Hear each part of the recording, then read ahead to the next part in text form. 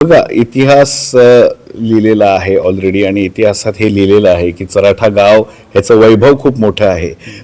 किंबहुना सावंतवाडीचा जो आजचा तलाव आहे तो चराठा गावातला एक भाग, अशी ती एक सुंदर वाडी ही चराठ्याची एक वाडी होती. असा इतिहास चराठ्याचा राहिला आहे. चराठ्यांनी असं नेतृत्व दिलेलं आहे या वास्तूला, इकडच्या भूमीला. असं आपलं हे गाव राहिलेलं आहे.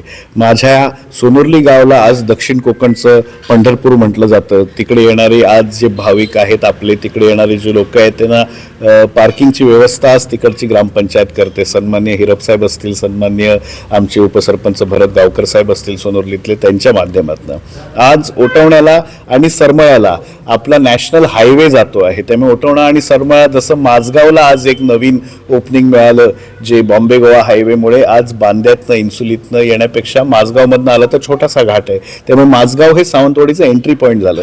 तसंच आज ओटवण्याला आणि सरमळ्याला हे खूप मोठं सौभाग्य लाभलंय की तिकडनं एक हायवे जातोय, लक्षात घ्या. त्यामुळे आपल्या सर्वांना या मतदारसंघाला खूप वेगळ्या दिशेने बघणं गरजेचं आहे. जर आपण त्या दिशेने बघितलं तर 100% आपल्याला उद्या गोव्यात राहण्यापेक्षा इथे सुद्धा हॉटेल्स येतील, इथे सुद्धा वेगवेगळ्या गोष्टी प्रगत होतील. आणि माझ्या लोकल लोकांना तिकडे ज्यांना इच्छा आहे बिझनेस करायची, छोटे छोटे बिझनेसेस म्हणजे अतिशय छोट्यापासून मोठ्या बिझनेसेसपर्यंत काहीही चालू शकतो जेव्हा त्या रस्त्यानं वर्दळ येईल.